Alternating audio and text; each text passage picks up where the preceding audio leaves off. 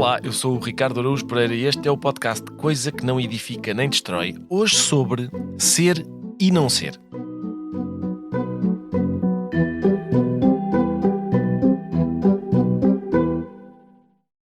Na primeira cena do terceiro ato, Hamlet resolve fazer aquela reflexão muito célebre que começa com o verso ser ou não ser, eis a questão.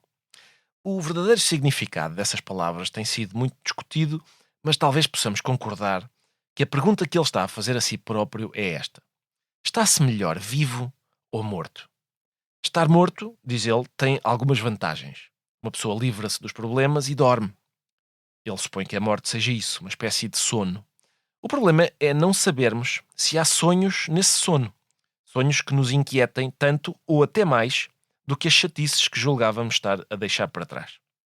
Este dilema do herói trágico, embora Hamlet tenha características que talvez possam desqualificá-lo para pertencer ao grupo dos heróis trágicos, mas este dilema do herói trágico, dizia eu, não se coloca, parece-me, ao herói cómico. Se calhar devíamos falar primeiro acerca da ideia de herói cómico.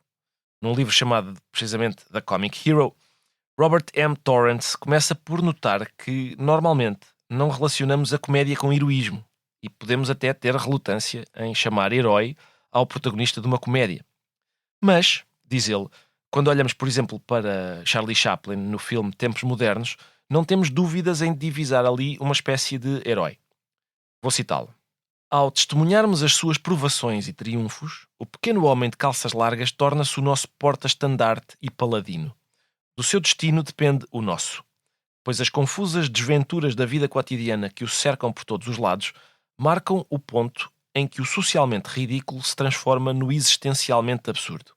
Já não podemos fingir que estamos a rir de uma situação que não é a nossa. Contra os ogres sem vida de uma civilização despersonalizante, este humilde, mas destemido campeão da irredutível humanidade torna-se o nosso Lancelot. Emergindo da tradição popular do oprimido invencível para um mundo demasiado entorpecido para experimentar a tragédia e demasiado desiludido para viver a glória, os Chaplins são os heróis legítimos e indispensáveis do nosso tempo. E mais à frente acrescenta: o herói cómico está tão sujeito à humilhação e à derrota como qualquer outro mortal, embora a sua disposição para arriscar e, de facto, para convidar essa derrota, possa revelar-se o seu triunfo mais duradouro e irrevogável.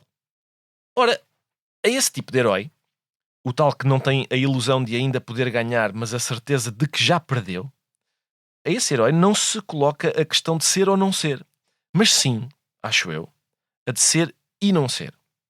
O herói cómico, parece-me, é e não é ao mesmo tempo. Vive num território de existência e não existência em simultâneo. Deixem-me dar um exemplo. No filme Animal Crackers, dos irmãos Marx, Groucho é recebido numa festa organizada em sua homenagem e reage desta forma. Well, I'm certainly grateful for this magnificent turnout, and now I'd like to say a few words. Hello? I must be going. I cannot stay. I came to say I must be going. I'm glad I came, but just the same I must be going. La la. For my sake, you must stay. If you should go away, you spoil this party I am throwing. I'll stay a week or two. I'll stay the summer through. But I am telling you, I must be going. Before you go, you won't blind us and tell us how you'll need no going. I'll do anything you say. In fact, I'll even stay. But I must be going. There's something that I'd like to state that he's too modest to relate. The captain is a moral man. Sometimes he finds it trying. This fact I'll emphasize with stress. I never take a drink unless somebody's buying. He's a very moral man. If he hears anything obscene, he'll naturally repel it. I hate a dirty joke, I do, unless it's told by someone who knows how to tell it. He's a very moral man. Hello, I must be going. Ou seja, olá, tenho de ir andando. O diálogo cantado, digamos, é olá, tenho de ir andando. Não vá, fique. Está bem, fique uma semana ou duas. Até fique o verão todo. Mas realmente tenho de ir andando. Não, fique. Como quiserem, vou ficar então. Mas tenho mesmo de ir andando. Fora do universo da comédia, é difícil, manifestar a intenção simultânea de ficar e partir. E também não é costume, quando estão a elogiar os nossos elevados padrões morais, dizer, sim, eu detesto piadas porcas, a não ser que sejam ditas por alguém que as sabe contar. O superpoder do herói cómico é aquilo a que costumamos chamar sentido de humor. Outros tipos de herói, talvez por terem poderes mais eficazes, quase nunca possuem este. O 5º episódio da primeira temporada da série Seinfeld começa com um debate interessante. Well, I think Superman probably has a very good sense of humor. I never heard him say anything really funny. But it's common sense. He's got super strength, super speed.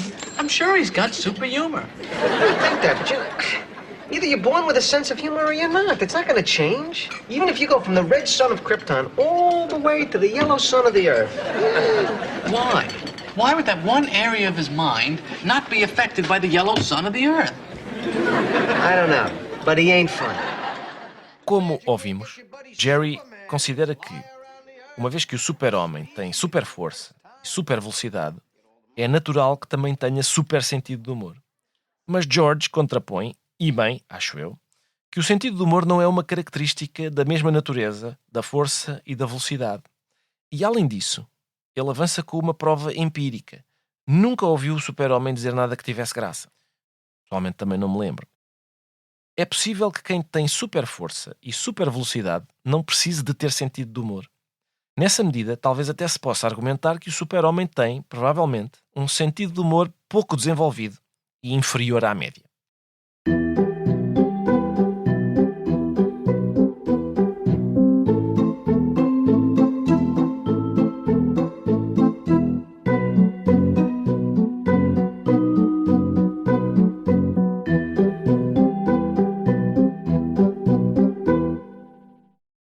No universo dos super-heróis, o Deadpool, a personagem da Marvel, é um exemplo flagrante do herói cómico que não enfrenta o problema de ser ou não ser, dado que simultaneamente é e não é. Logo para começar, é duvidoso que o Deadpool seja propriamente um herói. Talvez seja mais preciso dizer que ele é e não é um herói. Além disso, e tendo em conta que ele constantemente revela ter consciência de que está numa história de quadradinhos ou num filme, ele é e não é uma personagem de ficção. Oh, hello. I know, right? Whose balls did I have to fondle to get my very own movie? I can't tell you, but it does rhyme with Pulverine. And let me tell you, he's got a nice pair of smooth criminals down under. Anyway. Também parece certo que ele está e não está vivo. A segunda vida que começa após o tratamento que lhe dá os poderes não é bem uma vida. É uma espécie de purgatório em que o que ele faz não é exatamente viver, mas esperar. No primeiro filme, espera para se reencontrar com a namorada porque ficou desfigurado e não quer apresentar-se perante ela nessa situação. E no segundo, volta a esperar para se encontrar com ela porque ela morreu. O facto de não lhe ser possível cometer suicídio, como ele descobre no início do segundo filme, parece apontar para essa condição de não estar vivo nem morto. Por fim, como acontece com muitos heróis cómicos, ele tem e não tem um código moral. Talvez se possa dizer que ele é fiel apenas ao princípio, de não ser fiel a princípio algum. Mais sobre isto daqui a pouco.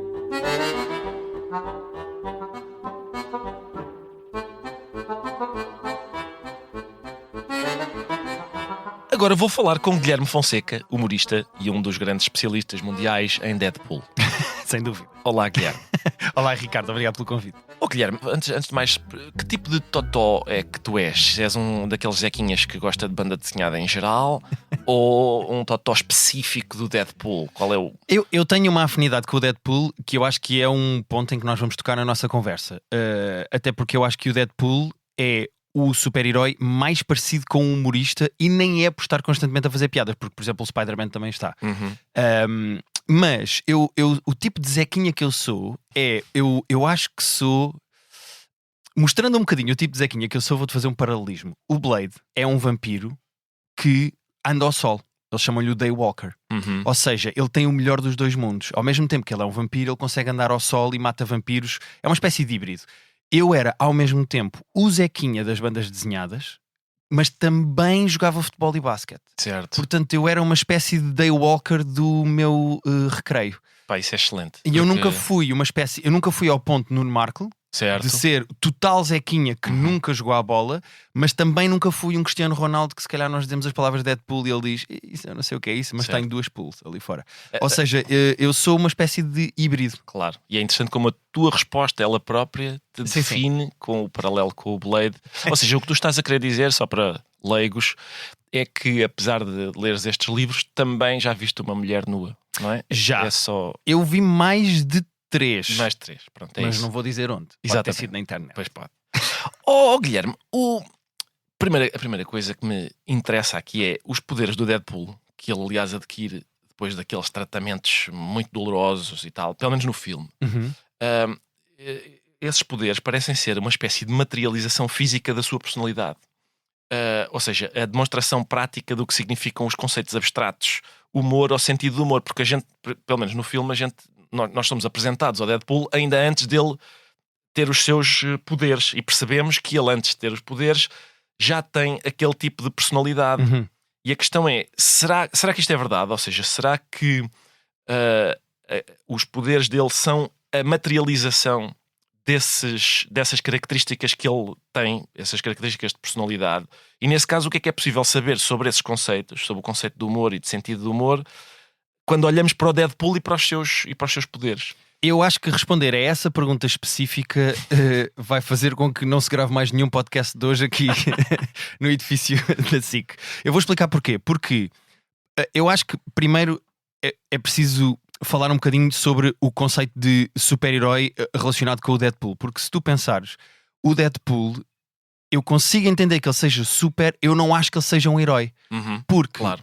no sentido clássico de herói, e aqui vou puxar da minha licenciatura em cinema É para a boa. e em Viagem do Herói, em Vogler, etc, etc, no livro do Maqui, mas o sentido de um herói, quando tu pensas num herói, tu pensas muito mais no Capitão América. Ou seja, tu pensas muito mais no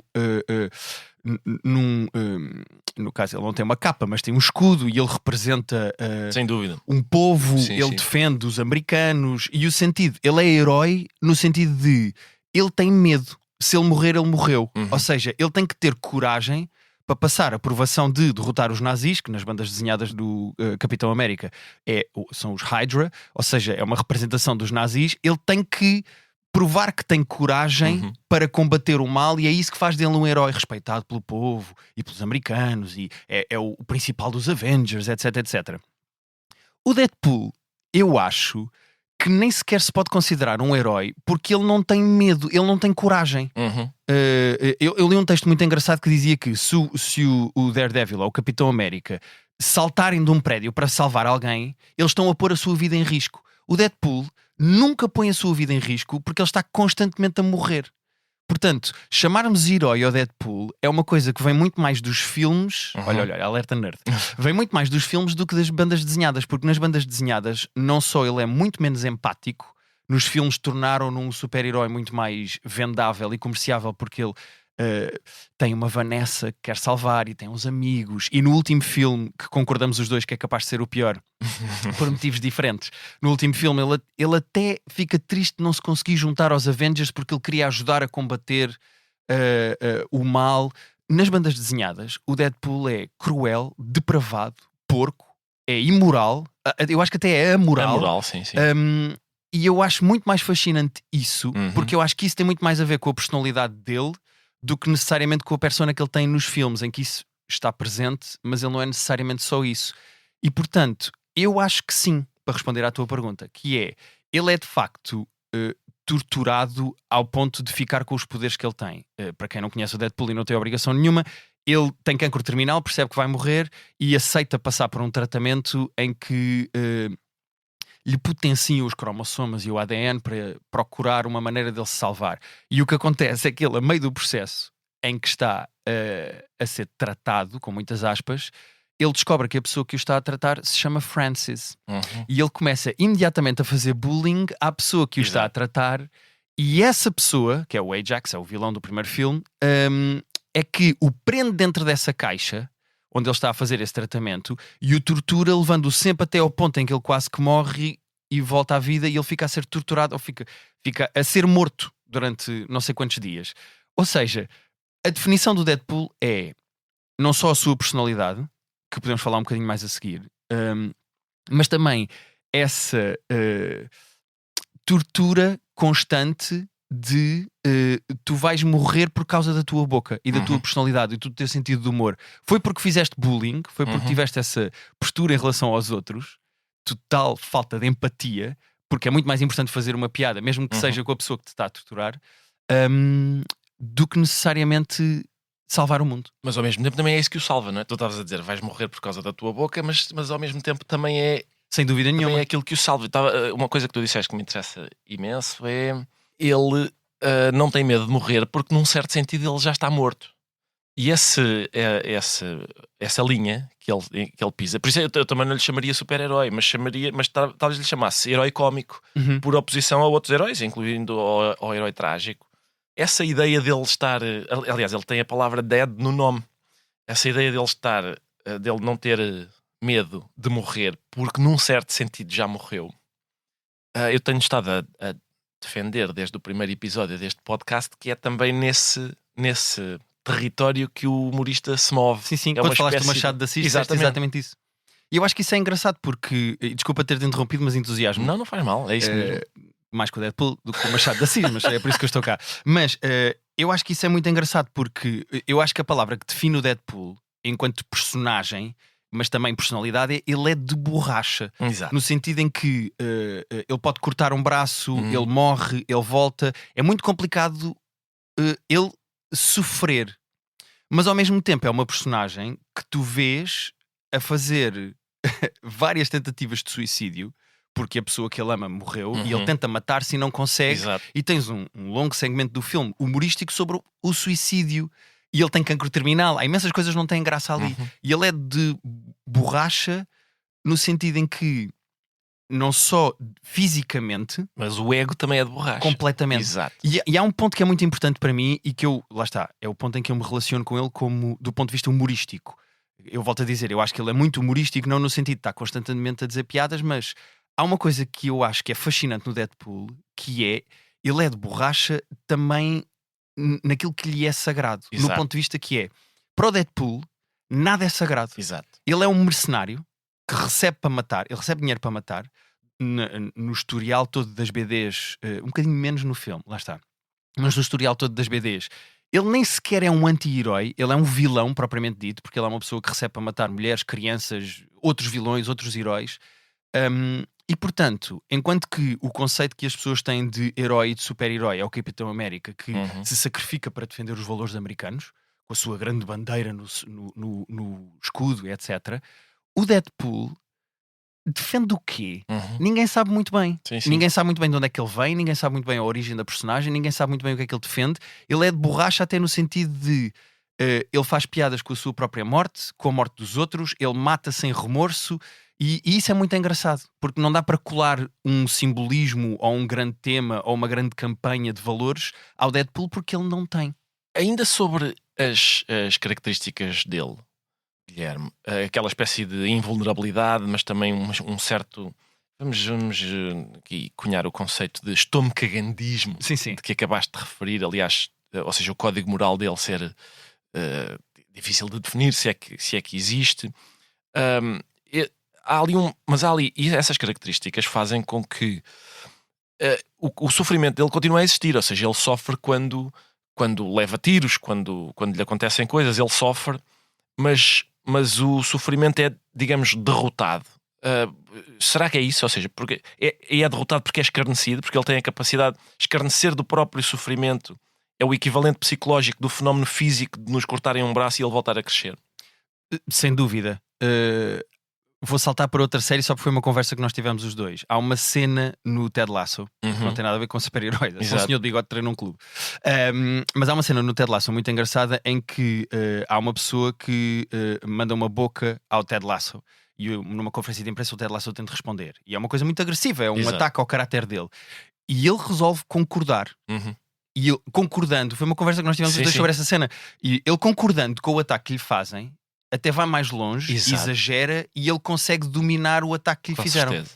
E eu acho que É uma estratégia infalível. completamente, porque é isso que o Deadpool faz em relação a tudo, incluindo o seu próprio sofrimento, no sentido de ele tentar matar-se 17 vezes, incluindo abraçando uma bilha de gás. Ou seja, eu acho que é como o Deadpool é o primeiro a ser de borracha, não só nos seus valores, mas também na maneira como lida com o sofrimento.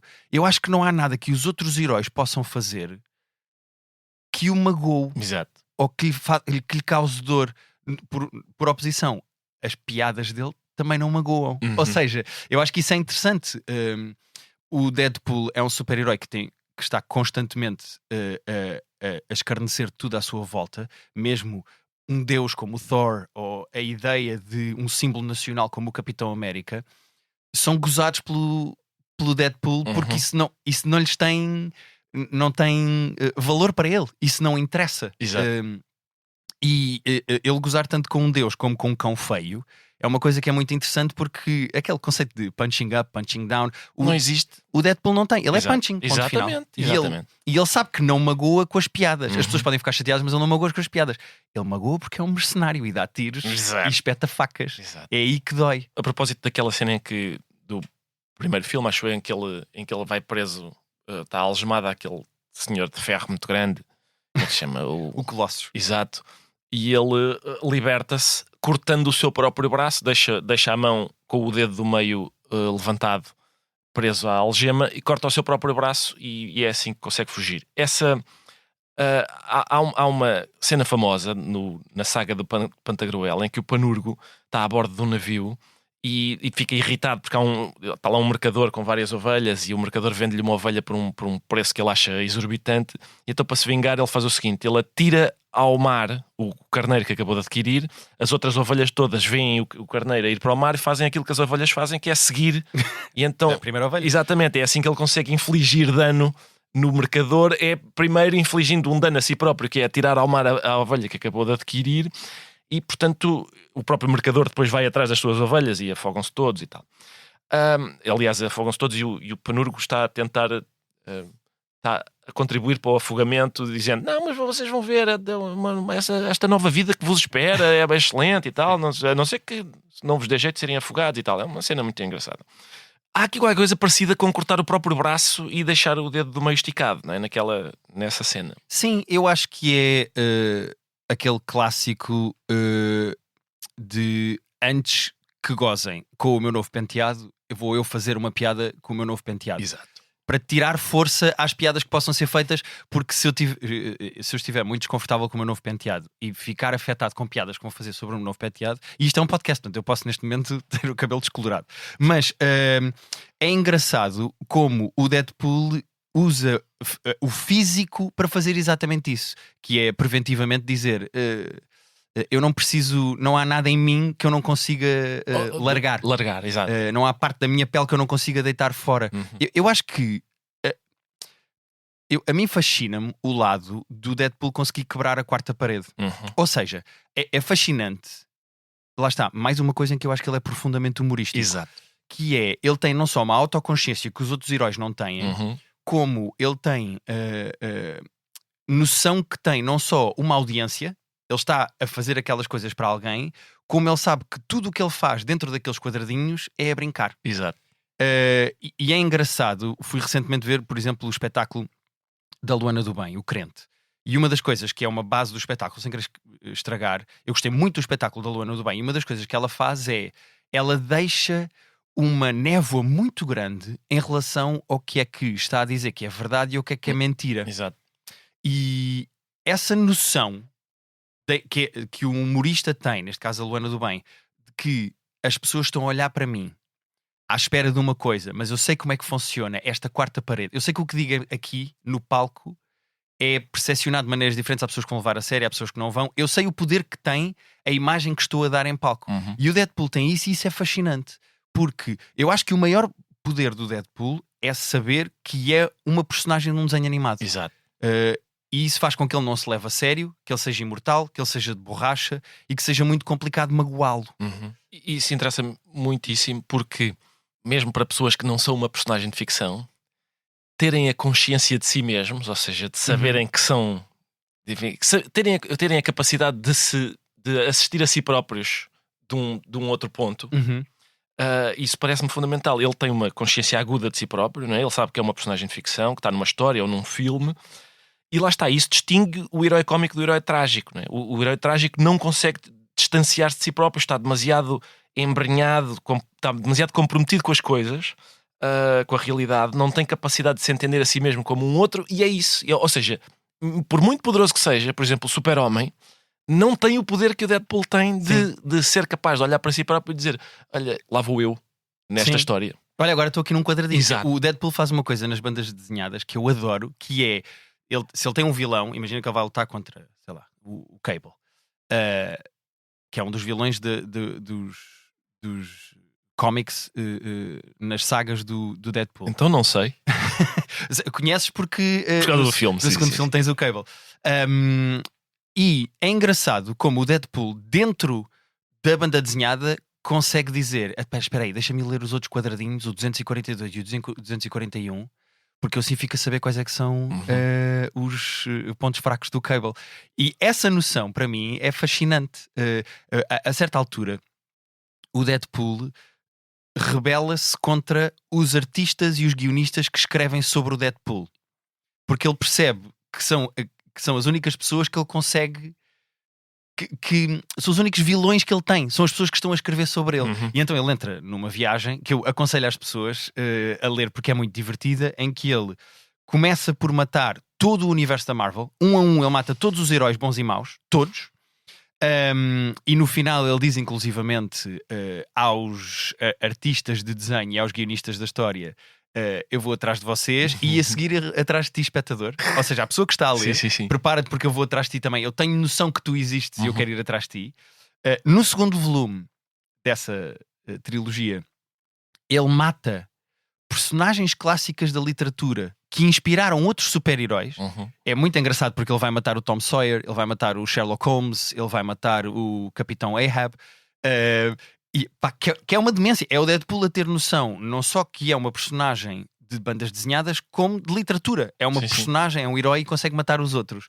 E no terceiro, aquilo, pronto, é o universo da Marvel, eles descontrolam-se e ele começa a matar outros Deadpools de outras realidades, e aí já não me interessa tanto. Eu já não acho isso tão divertido. Mas até ao segundo volume é possível nós pensarmos se nós, na nossa própria vida, de um certo ponto de vista, o Capitão Ahab, o Tom Sawyer, todos esses que vieram antes de nós, mesmo personagens de ficção, se não nos formam também, e nesse caso nos manipulam, são responsáveis por alguns dos nossos comportamentos, e se o facto de os matar não é também um sinal de independência, de reivindicação de uma liberdade. Ou seja, aquilo que estavas a dizer sobre ele ter a consciência de que é manipulado por uns criadores.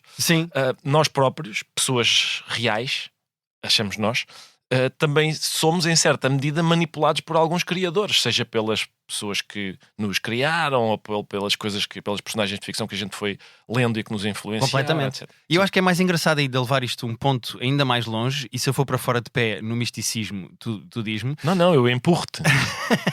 Empurras-me desta ladeira. Sim. Que é, eu não sei até que ponto é que não é possível discutir que a personalidade do Deadpool e a maneira como ele é, lá está, de borracha, como eu disse, como para ele nada é sagrado, vem também do facto de ele saber, ele não tem bem um Deus, ele não tem um sistema de crenças. Exato. Porque como ele é uma pessoa profundamente, há dois pontos de vista: ou ele acredita que as pessoas que o escrevem lhe impõem um destino e, portanto, ele não tem maneira de controlar aquilo que faz. Portanto, eu não sou mau porque me escreveram para ser mau. Se ele sabe que é uma personagem de ficção, então de que é que isso me vale? Portanto, está a valer tudo, não é? Eu posso matar todos, incluindo todo o universo da Marvel.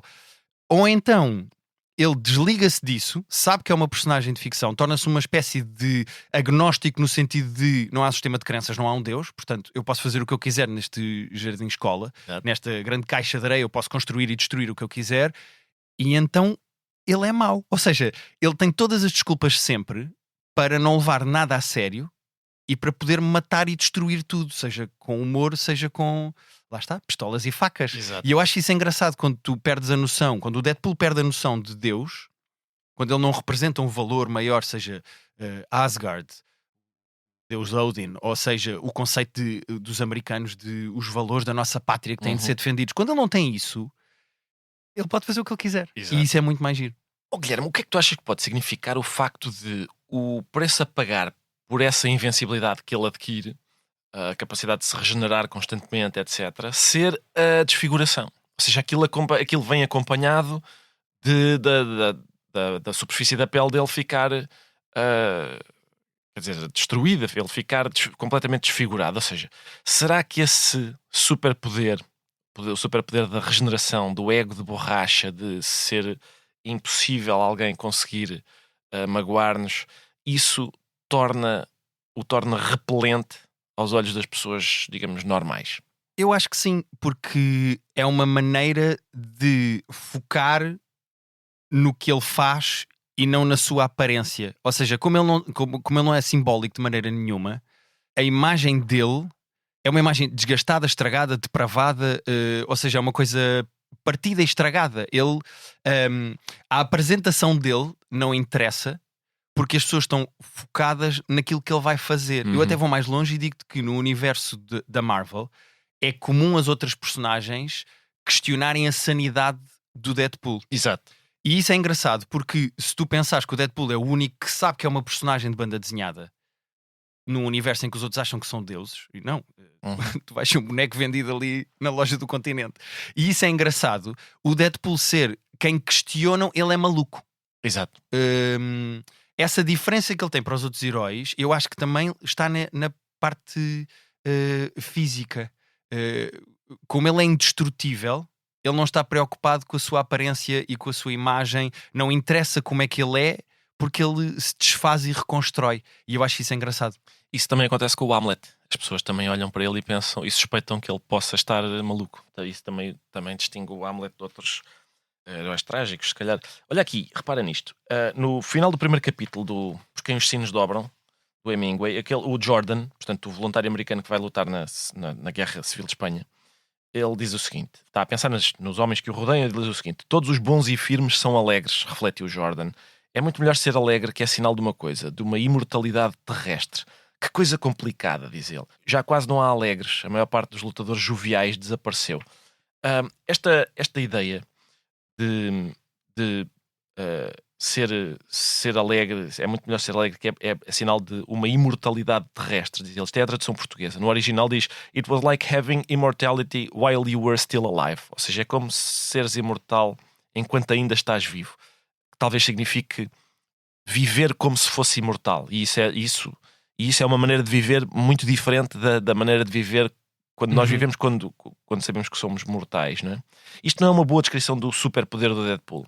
Eu acho que é exatamente isso, que o Deadpool é uma caricatura dessa ideia de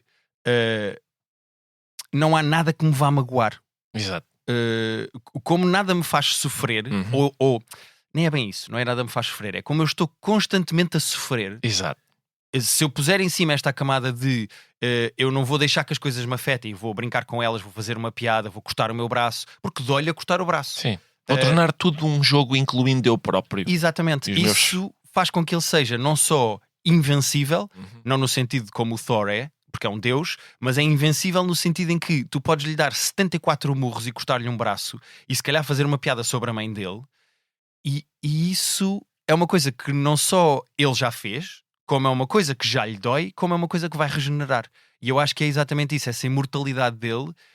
As pessoas associam ao facto dele não morrer e de regenerar o braço e a cabeça e etc. Mas eu acho que é muito mais moral e de personalidade do que o resto. O corpo é só uma extensão dessa capacidade que ele tem de nada o magoar. Guilherme, nós fazemos parte da mesma equipa de escrita há uns 5 anos. Temos convivido muito proximamente, muito intensamente ao longo desse período. Eu já tinha a suspeita muito forte de que tu eras um Zequinha. Mas agora está gravado, não é? Fulgurante demonstração de Zequinhice que tu aqui trouxeste hoje chega a ser comovente. Obrigado, Ricardo. Este não vou mandar para a minha mãe, Mas... Não, mas olha que eu Não, a minha mãe vai mandaria. adorar. Eu acho que a principal pessoa que sabe que eu sou um Zequinha é a minha Pois, eu mãe. acho que sim. Porque era ela que me comprava Ela, as é isso, BDs. a não ser que ela esteja em negação, às vezes acontece. Não. Mas eu acho que se tu olhares para a nossa equipa, 1 a 1, Uhum. Todos somos Jequinhas. Todos somos Jequinhas. basta descobrir o Deadpool de cada um. Exatamente. Não há dúvida nenhuma. Não há dúvida. Obrigado, Ricardo. Foi o 6º episódio da 2ª temporada de Coisa que Não Edifica Nem Destrói, um podcast original da SIC com sonoplastia de João Martins, música de Rodrigo Leão e capa de Vera Tavares. Coordenação de Joana Beleza, direção de Daniel Oliveira. Eu sou o Ricardo Araújo Pereira e nas próximas 2 semanas haverá episódios especiais.